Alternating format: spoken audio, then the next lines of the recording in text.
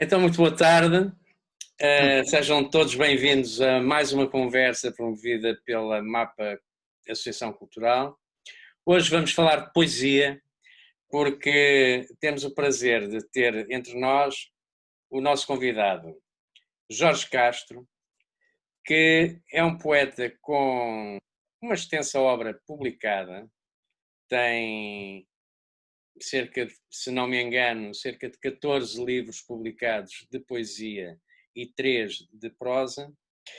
E eu passava desde já a palavra ao Jorge Castro para que ele nos explique como é que foi que a poesia entrou na sua vida, como é que ele se interessou pela poesia e como é que chegou àquele ponto em que olha para aquilo que escreveu e diz: tenho aqui qualquer coisa que me apetece partilhar com os outros e pôr cá fora. Boa tarde, Jorge. Olá, boa tarde, João Paulo, tudo bem? E boa tarde a todos quantos nos escutarem. Ora bem, com uns agradecimentos pelo convite, antes de mais nada, a ti e à MAPA, porque estas coisas dão sempre algum fulgor, não é? Ao autor. Nós é que temos que agradecer a tua disponibilidade. Tudo bem. É com muito gosto. Ora bem, a questão que colocas é uma questão complicada, porque é quase a história da minha vida. Mas eu vou tentar sintetizar, não é? Para não ser assim muito fastidioso para os nossos improváveis ouvintes.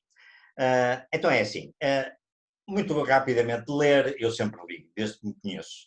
Aliás, comecei muito cedo, porque aos 3 anos o meu pai estava a ensinar-me a ler. E por aí fora li muita coisa de poesia. Quando estava a estudar no Porto, nomeadamente, até, portanto, aos meus 16, 17 anos, ali entre os 14 e os 17, frequentei pequenos núcleos onde a poesia já marcava presença, não é? E fui escrevendo umas coisas nessa altura, aquelas coisas que nós guardámos na gaveta. Depois fui tratar da minha vida a vários níveis, desde os estudos até... Os estudos que nunca foram muito bem sucedidos, mas não vem para aqui ao caso. Até que cheguei, vê bem este salto temporal, aos 50 anos. Escrevendo sempre muitas coisas, normalmente ao nível dos ofícios e relatórios. Não é?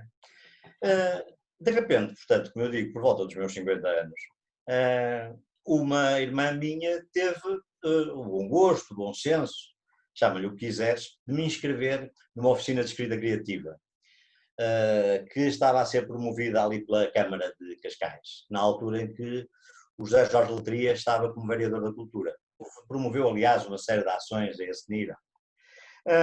Eu fui frequentar aquilo foi muito engraçado. O monitor era o Miguel Viterbo, das produções fictícias, e de repente desvendou-se um mundo novo. Primeiro com o Miguel Viterbo, depois logo a seguir com o José Fanha, que também promoveu lá umas oficinas de poesia. Um e outro convenceram-me que eu tinha algum jeito para juntar as palavras. E pior ainda do que isso, que para além desse jeito, e como dizia o Fanha, uma certa perspectiva da vida, que é sempre uma coisa boa para um autor ter, e isto com todas as imodéstias do mundo, mas uma perspectiva da vida também é uma coisa que até na Feira da Ladra se compra, não é nada muito momentoso. E então, comecei a escrever desesperadamente nessa altura, lá para 1999. Portanto, é uma história relativamente recente. Mas desesperadamente dá a ideia que havia uma espécie de barragem, uma represa que foi retendo todas as palavras com as quais eu fui tropeçando ao longo da vida. E depois, a partir daí, comecei a escrever, no total 17 obras de minha autoria, a solo. Já participei mais umas 30 e tal, já perdi a conta, em conjunto com vários outros amigos, que também eu acarinho muito esse tipo de atividade, não é? De desenvolver esta história, esta arte de juntar palavras com outros amigos. Partilhar isso, partilhar a aventura da escrita. E pronto, portanto, assim, muito resumidamente, porque, como podes imaginar, eu podia meter aqui 475 enchidos, não é? Para dar mais paladar à coisa, mas basicamente foi isto. Portanto, a frequência dessas oficinas de escrita, a descoberta desse tal mundo novo e depois pôr em prática isso, estando sempre, tanto quanto possível, muito atento ao que se passa à minha volta. Daí que eu tenha um pouco de mim a noção de, enquanto poeta, vamos lá, e assumindo isso porque, enfim, tendo levado a minha vida profissional muito longe das poesias, não é? Ou não, se quisermos, mas isso também naqueles parentes subversivos. Os parentes subversivos são uma coisa terrível. Mas então, epá, eu era um assistente de gestão, seja lá isso o que for, numa grande empresa, e isso, em termos de poesia, quando muito desenvolve-nos alguns anticorpos, mas que também são bons para o processo, não é? Tudo bem. E então, olha, como eu te digo, comecei a escrever, posso dizer desde já, começando a saga dos livros, e sem também ser muito fastidioso nessa matéria, foi este o primeiro livrinho que surgiu. Este livrinho, que é um livrinho de cordel, já então, nessa altura, lançado através da editora Apenas Livros, que se veio a rolar um casamento para o resto da vida, não é assim? Enfim, tenho as devidas autorizações conjugais, mas este é de facto um casamento para a vida. E a Sopa de Pedras, pá, que é composto por uma poesiazinha longa, uma espécie de Lusíadas para criancinhas, com desenhos cá pelo meio para as criancinhas também pintarem, se quiserem. E é a história de uma pedra. Se quisermos, como todos os autores têm assim um pouco a prosápia de entrar por esses caminhos, é um pouco a história da minha vida. Um calhau que um dia cai de lá do cimo da montanha, vem a rolar para ali abaixo, cai num ribeiro, num regato, vem para ali fora, transforma-se num calhau redondo até que desagua numa praia, onde está a passear uma senhora com uma criancinha pela mão. A criancinha acha graça à pedra que a mãe lhe mostrou, e leva para casa e passa a ser o seu companheiro. É, muito bonito. Ao nível da poesia que conheço dos livros, parece-me que há ali, para além de uma intenção poética, há uma intenção interventora quase militante. Não no sentido de uma militância partidária explícita, mas há um engajamento e uma reflexão sobre a realidade, muitas vezes em buscar formas irónicas, sarcásticas do tratamento dessa realidade. Estarei longe da verdade se assumir que és um autor engajado na acessão mais clássica da palavra. Sou capaz até de dizer mais um bocadinho. Espero bem ser assim considerado. Qualquer que seja a manifestação artística, eu sou daqueles que considera que ela deve ser engajada, para utilizar o termo, não é? Nós não andamos cá por ver andar os outros. Como dizia o meu avô, usava muito esta frase. Temos necessariamente, pelo simples facto de existirmos, não é? E sem entrar em grandes filosofias de vida, mas porque é assim, temos de ter uma atitude cívica, temos de ter uma atitude, olha, que se pode, de algum modo, também, para encurtar razões, citar o nosso amigo José Gomes Ferreira, o poeta, quando ele diz que penso nos outros, logo existo. Depois, a ironia. Nós não nos podemos, nem a nós próprios, em primeira instância, nem depois ao que está à nossa volta, levar-nos demasiado a sério. Também é um clichê isto, mas é verdade, não devemos. Sob pena de arranjarmos depressões e coisas assim terríveis, que só são perturbadoras da vida.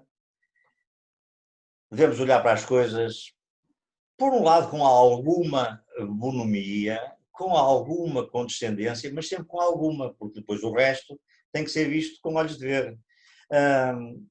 E ter, eventualmente, a presunção de que temos alguma coisa a comunicar ao parceiro do lado, ou aos parceiros que estiverem em frente. E, de alguma maneira, considerando que o que nós fazemos, ou que nós pensamos, tem alguma razão de ser, transmiti-lo, partilhá-lo, eventualmente na expectativa de ter um eco do outro lado.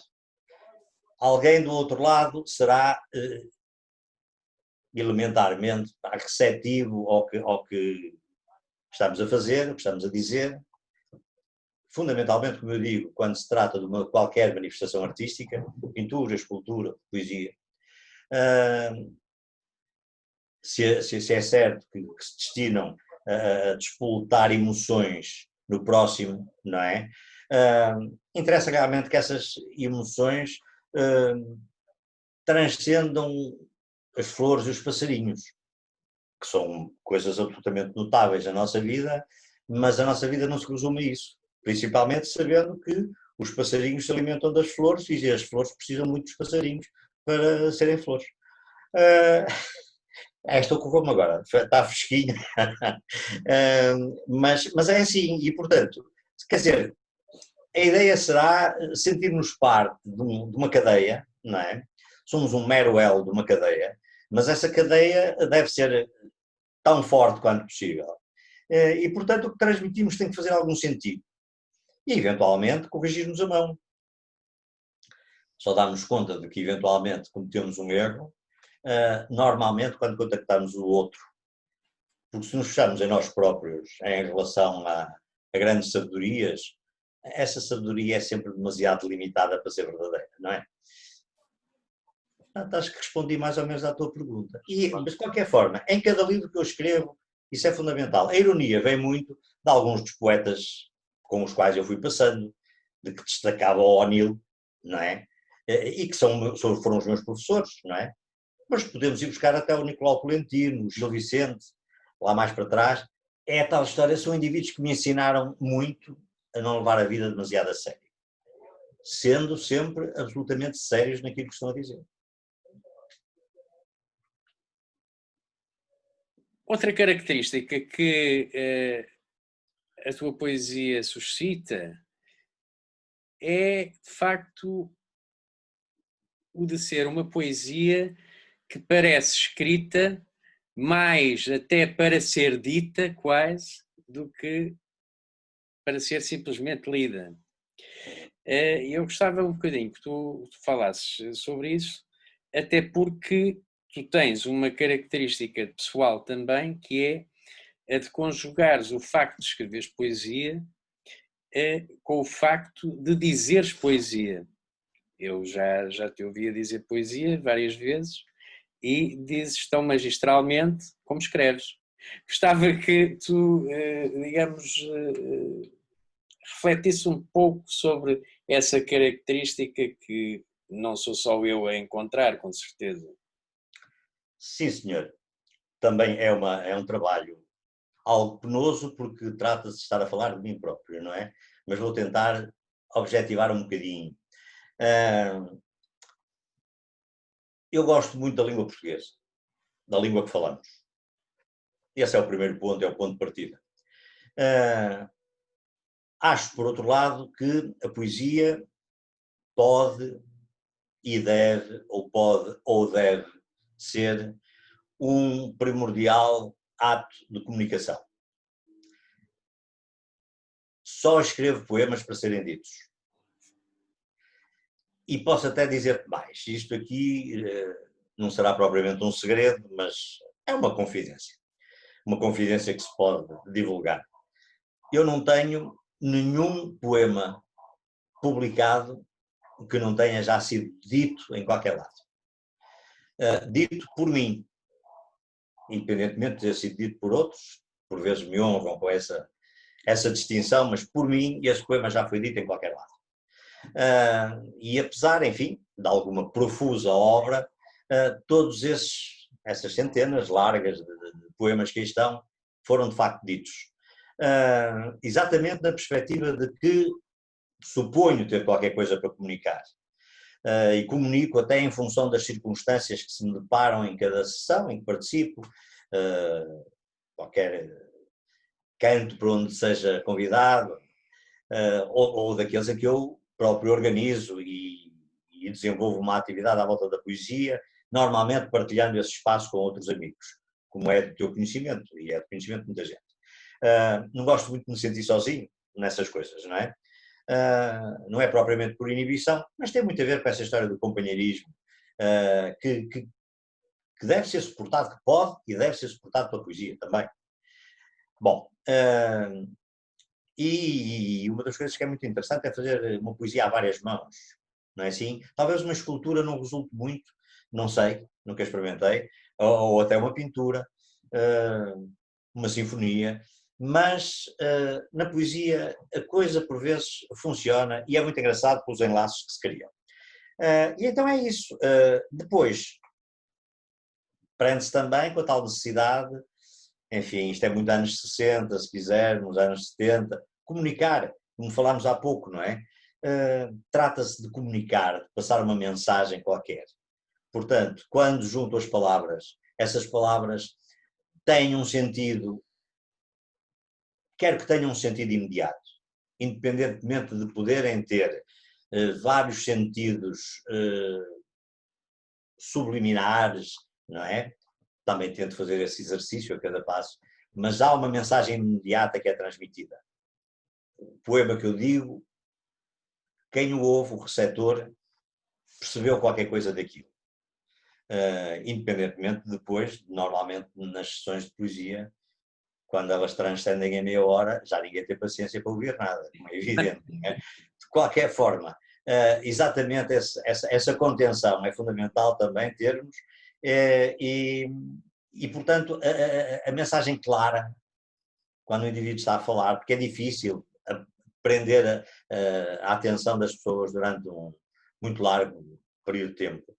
Há aquela mensagem imediata, e a poesia é ótima para isso, muito mais que a prosa, não é? Ainda para mais porque deixa sempre vários caminhos de interpretação, não é? A poesia, quando é publicada, como quando é dita, quando chega aos teus ouvidos, ou quando chega aos teus olhos, tu aproprias-te dela, passas a ser também um autor de algum modo, um exercício que é muito engraçado, de alguma humildade, se quisermos, mas é muito interessante, é muito curioso, é ouvir um poema nosso, ou uma prosa nossa, enfim, dita por terceiro. É muito curioso, é sempre, independentemente de ser melhor dita, pior dita, normalmente nestas coisas também, às vezes há indivíduos muito críticos em relação a esta matéria, é preciso saber-se que, para além das vaidades, quando o indivíduo se expõe em público a dizer um poema seu, ou até de outrem, está a dar muito de si próprio, está a expor-se até aos seus limites. Portanto, eu respeito sempre muito isso, independentemente depois de gostar mais ou menos daquilo que foi dito, não é?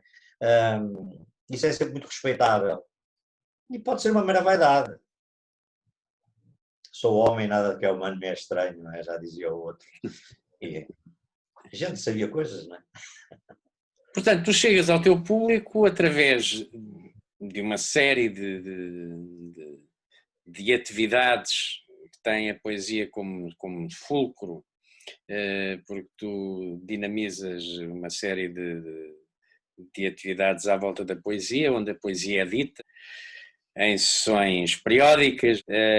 Agora presumo que com a pandemia as coisas estejam um bocadinho mais difíceis, mas tu tens um trabalho de anos de organização de encontros de poesia. Podias falar um bocadinho sobre isso?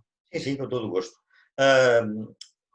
E em primeiro lugar, a gênese da coisa, não é assim? Depois daquele período das oficinas de escrita, que eu referi há pouco, e quando comecei a escrever, desalmadamente, um dia tropecei com um núcleo de gente boa.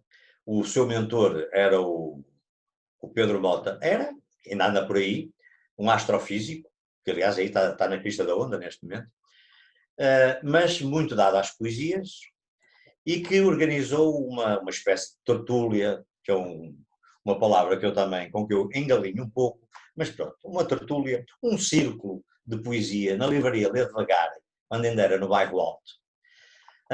Isto lá pelos idos de 2000.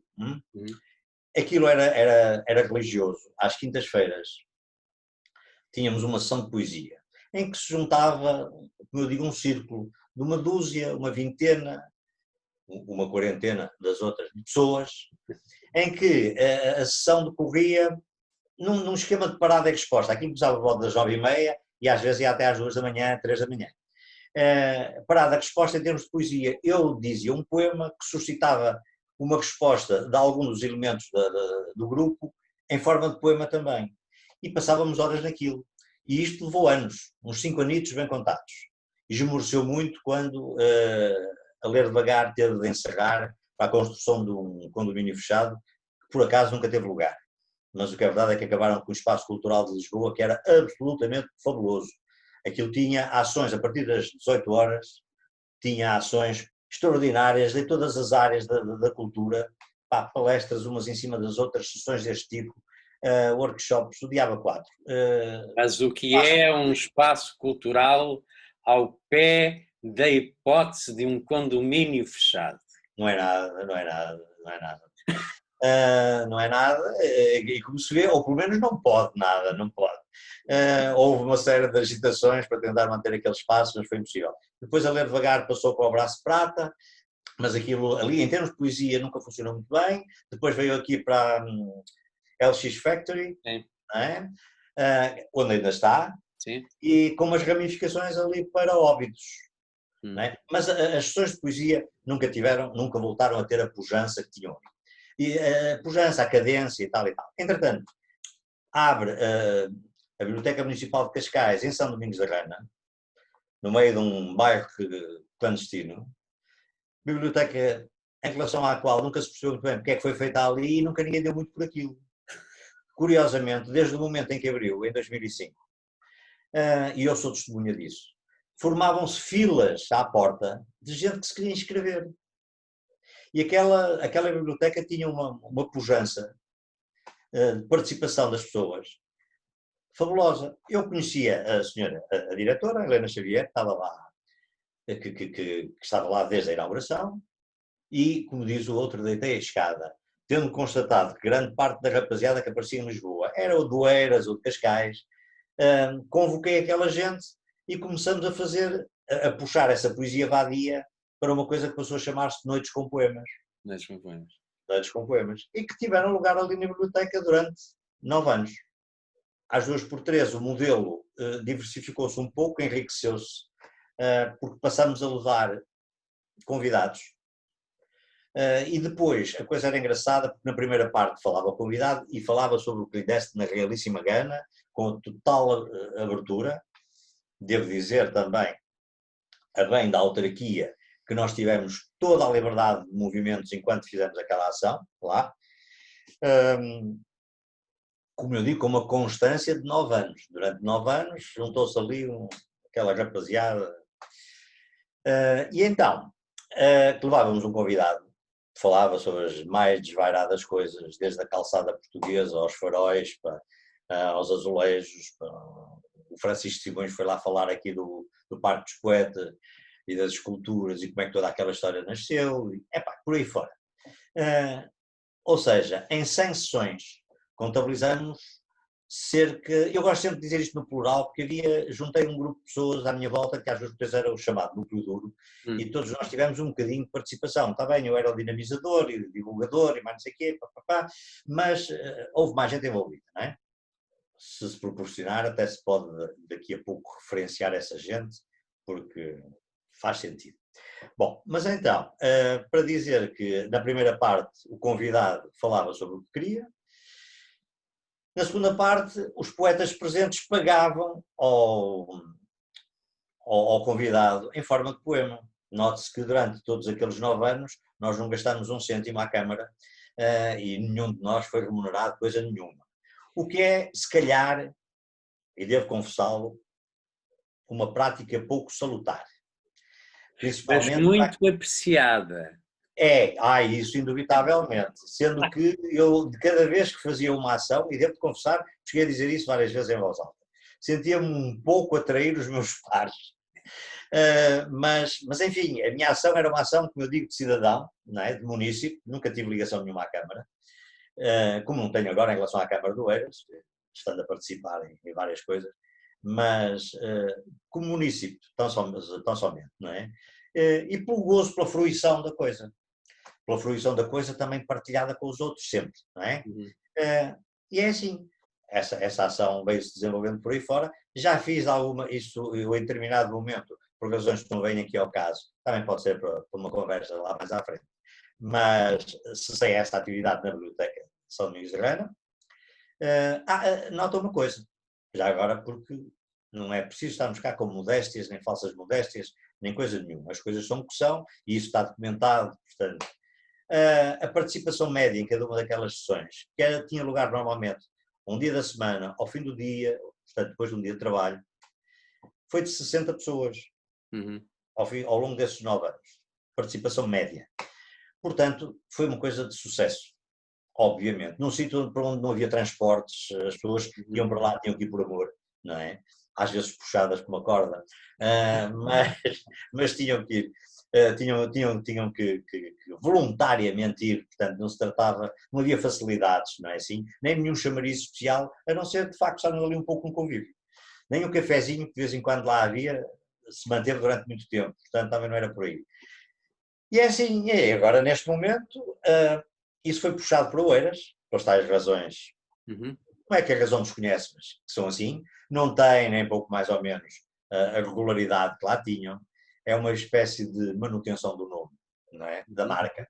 As Noites com Poemas já foram feitas 11 sessões aqui em Oeiras, mas 11 sessões ao longo de 4 anos, portanto não tem cadência nenhuma parecida sequer com o que se passava antes. De qualquer forma, eu também tenho outras coisas para fazer, portanto, isto amar muito também cansa, não é?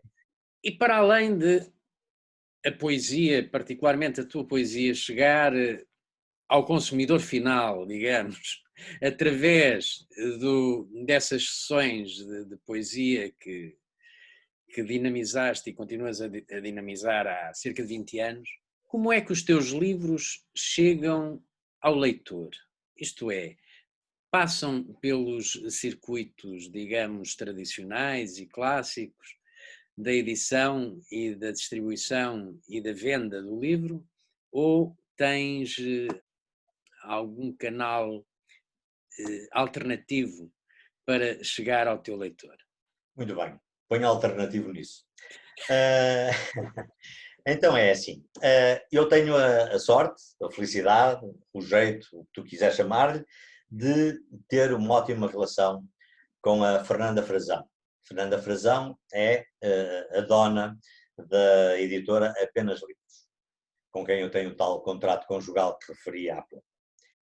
É uma pessoa que, sendo uma pessoa de trato não fácil, é uma pessoa com quem eu tenho a mais cordial relação e amizade. É uma pessoa que não tem tendência nenhuma para complicar, que é uma coisa muito... É um primeiro passo para que as coisas corram bem. Essa é uma das vertentes. A outra, quando eu lancei o meu primeiro livro, rapidamente, que era aquele tal livrinho de cordel, rapidamente me apercebi que disso não se ganha a vida. Ponto. Tirando 3 ou 4 casos, mais ou menos conhecidos, não se ganha a vida disso. E eu, como digo, tinha a minha profissão e a minha profissão permitia-me viver a vida nessa perspectiva de, não é de venha a nós o vosso reino, mas ter com que comprar os melões suficientes para não viver mal de todo, tudo bem. Um emprego estável e tal, tudo bem. E, portanto, sempre entendi a escrita, a poesia, a prosa, o que for, a que eu fazia, muito mais na perspectiva da fruição, do gozo que aquilo me dava, da tal história da partilha, mas não necessariamente como sendo absolutamente necessário que houvesse um retorno do investimento. E aqui, concretamente, falando do metal sonante, porque estas coisas não se fazem sem dinheiro. Não se fazem sem dinheiro, até quanto mais não seja pela lógica que existe hoje numa editorial. Não é?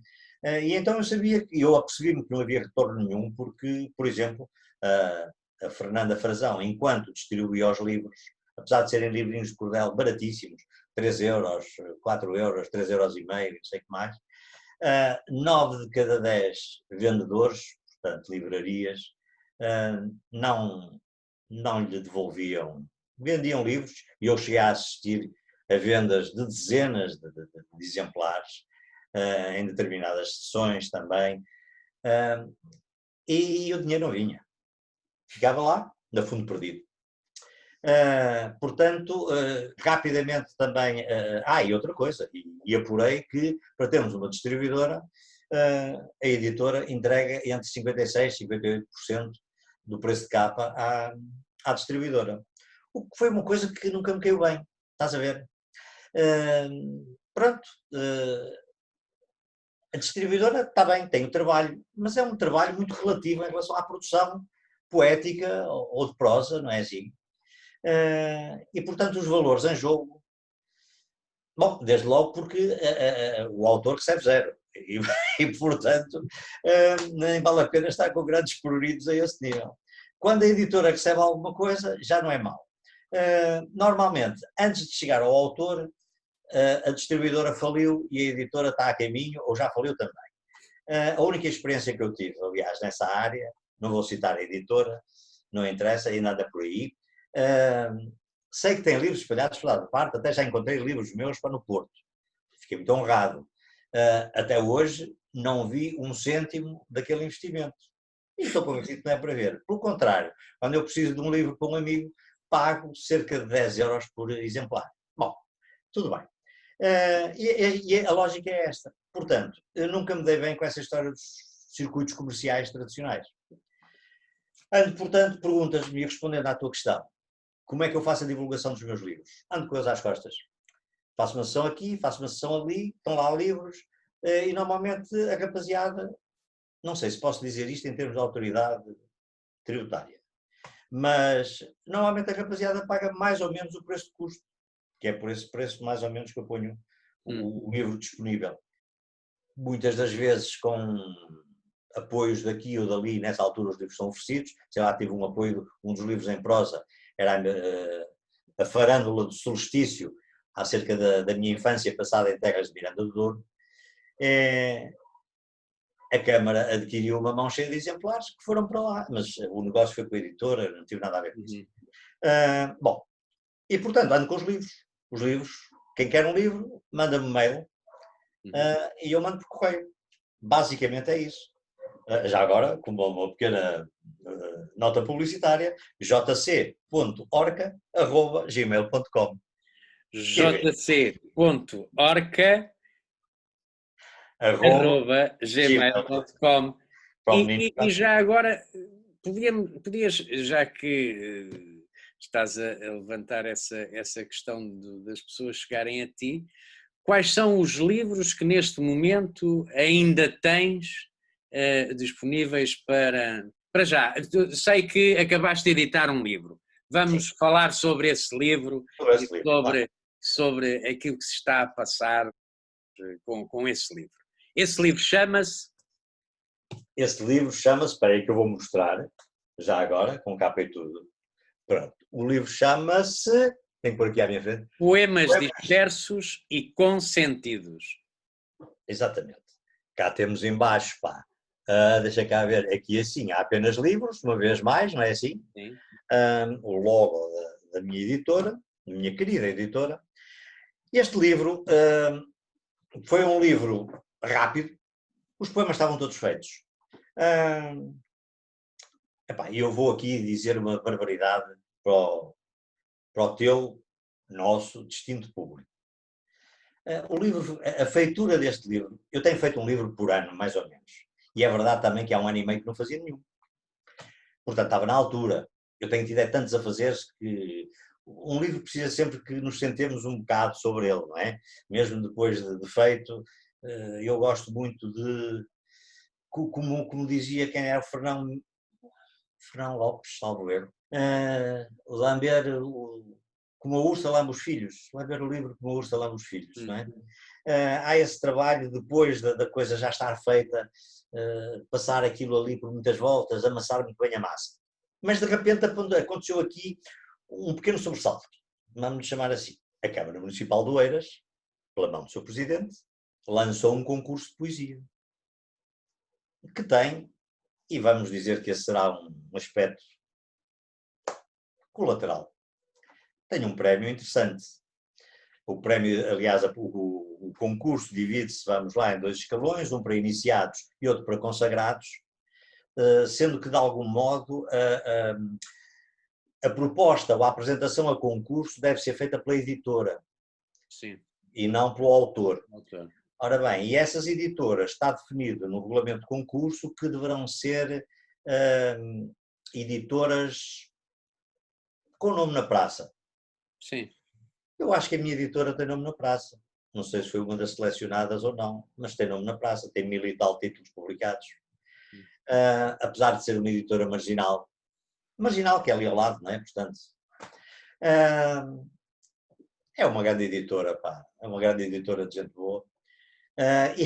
E então, como eu estava a dizer há pouco, contando sempre com a Fernanda Frazão, disse-lhe, passa-se isto assim assim, temos um concurso aí, olha, eu não gosto de ir a concurso, sou avesso a concurso, então de poesia ainda mais, mas desta vez passou uma coisinha má pela cabeça, e nunca digas nunca, olha, resolvi concorrer ao prémio.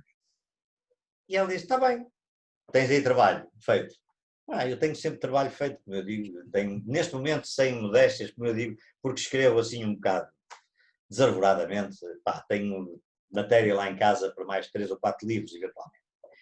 Então juntei uns que me pareciam ter alguma lógica em relação ao momento terrível que estamos a viver, não é assim? Mas para sacudir também esse ar terrível do momento, porque há sempre outra maneira de fazer as coisas. Uma delas, por exemplo, é escrever poesia e divulgá-la pelos canais possíveis, não é? É fazer uma coisa contra a pandemia. Mas, portanto, coligir uma série de poemas que de algum modo tivessem a ver, não é propriamente com a temática, mas que andassem por ali, certo? Ainda são 62 poemas, portanto, é obra, e mandá-los para, não eu, a minha editora, apresentá-los a concurso.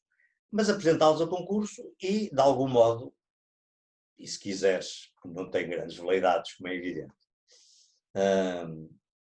mas até porque dos pouquíssimos concursos a concorri, fiquei com péssimas experiências. Que não interessa vir aqui ao caso também, não gosto de falar das coisas que têm pouco interesse. Gosto das coisas que nos dão algum ânimo de vida, não é assim? As outras são engraçadas para a pilhéria, para um gajo cantar uma anedota. Não é relevante. Bom, mas isso fez com que eu não fosse a concursos. No fundo é isso que interessa. Não concorresse. Mas por outro lado, por exemplo, olha, deixa-me fazer aqui um parênteses. Conheci um excelente poeta popular, se quisermos, com todo o brilho que tem o termo de poeta popular, que é o João Batista Coelho. Muita gente em Oeiras conhece. O senhor de muita idade, estará na casa dos 90 e muitos, neste momento. Eu perdi-lhe um pouco o gasto nos últimos tempos, sei que foi internado num lar. Um sonetista emérito, e que de repente reformou-se compulsivamente com 50 e tal anos, precisava de ganhar a vida, e começou a concorrer, nunca tinha escrito um poema na vida, mas lembrou-se na 4ª classe e tinham ensinado como é que se fazia um poeta. Um soneto. Aquela história do AVVA, não é? AVVA, CD, CD, CD. Bom, o homem pegou nesses saberes, escreveu um poema, um soneto, e resolveu enviá-lo a concurso. E ficou em primeiro lugar. E na altura ganhou, acho que foram 50 contos, foi assim uma coisa, ele disse, mas é uma coisa qualquer, não interessa, não é relevante. Bom, sei que a última vez que eu o vi já é em 1600 prémios, que é uma coisa absolutamente notável. Porque o homem é de qualidade. Eu costumava dizer, e sem qualquer espécie de menosprezo, atenção, depois uma bota em cima de uma mesa e ele faz um soneto à bota. E faz um soneto à mesa. E faz um soneto à mesa onde está a bota. E à bota que está em cima da mesa. E articula aquilo tudo. E às vezes tem 5 sonetos encadeados acerca daquilo. E era uma coisa brutal. Brutal. E muitos desses sonetos, muitos, de altíssima qualidade. E depois com a mestria que é necessária, que ainda não falámos aqui, mas que é uma componente muito interessante da poesia, que é o ritmo, que é a rima, ou não. E então é assim que a coisa se vai passando. Livros às costas, andando por aí, faço aquela divulgação através de uma longa lista de e-mails que eu fui considerando, fui colecionando, melhor dizendo, ao longo daquelas sessões de poesia, é um capital acumulado, não é? Divulgo por aí fora, epá, não posso dizer, porque senão lá está, daqui um bocado tem um fisco a bater-me à porta, estas coisas são sempre terríveis. Mas o livro foi lançado no fim da semana passada e neste momento estão umas largas dezenas de livros espalhados aí pelo país inteiro. O que é uma coisa que me dá um gozo que, enfim, só quem anda metido nisto pode imaginar, não é? Eu não queria deixar de mencionar um livro que é um livro um bocadinho especial, penso eu, porque é um livro com história. E é um livro com história e sobre história da mais recente. E eu gostava que tu me falasses um pouco desse livro. Sim, presumo que estejas a falar do Abril, um modo de ser. Sim. Sim, já falamos disso, tenho muito gosto em falar dele e vamos ver se eu consigo encaixar isto no tempo de antena que resta. Abril, o modo de ser é este livro. Sim. Este livro tem uma série de histórias. Para já foi feito em parceria com a Associação 25 de Abril, que eu também sou associado. Destinou-se a integrar as celebrações do 40º aniversário do 25 de Abril e foi apresentado, aliás, no congresso que teve lugar à data, Congresso sobre Cidadania, o que é realmente um dos pontos altos, se quisermos, em termos das minhas vaidades e orgulhos da minha produção literária. O livro tem uma série de histórias.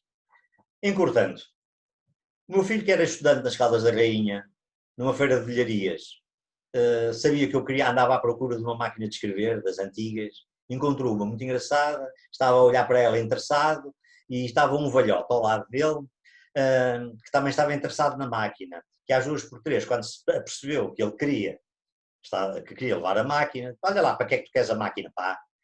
Era para oferecer ao meu pai. Se é para oferecer para o teu pai, está bem, então leva lá a tua máquina. E ele trouxe a máquina e, portanto, daí vem a história da máquina de escrever, com a qual este livro foi escrito em boa parte. Portanto, escrito com uma máquina de escrever, sem digitalização. A antiga, portanto. O velhote em questão, com quem nós nos encontramos passado o mês na mesma Feira das Velharias, só por curiosidade científica, era o Manuel Freire. E aquele triângulo curioso de, entre os três, mas tu conheces este gajo, mas tu conheces este gajo, e cada um, então eras tu e tal. Foi uma história muito engraçada e uma coincidência muito engraçada. Então, olha, pronto, está a sair um livro agora foi de facto feito com aquela máquina, artesanalmente feito. O livro, o gozo que me dá é que é constituído também por fotografias que eu fiz no dia 25 de Abril, entre o dia 25 de Abril e está cá uma outra também do 1º de Maio de 1974. Fotografias inéditas, sei lá, já cá a ver se eu consigo mostrar uma, só para documentar.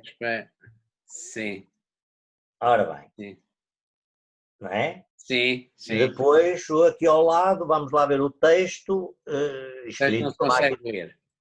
E é assim, através destes enlaces. 2 dos poemas que ali estão foram musicados por Mário Pissarra já.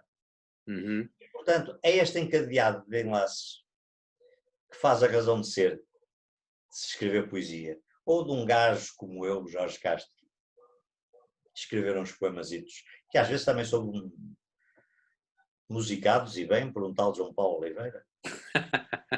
Sim, mas isso não é para se dizer ainda. Ok.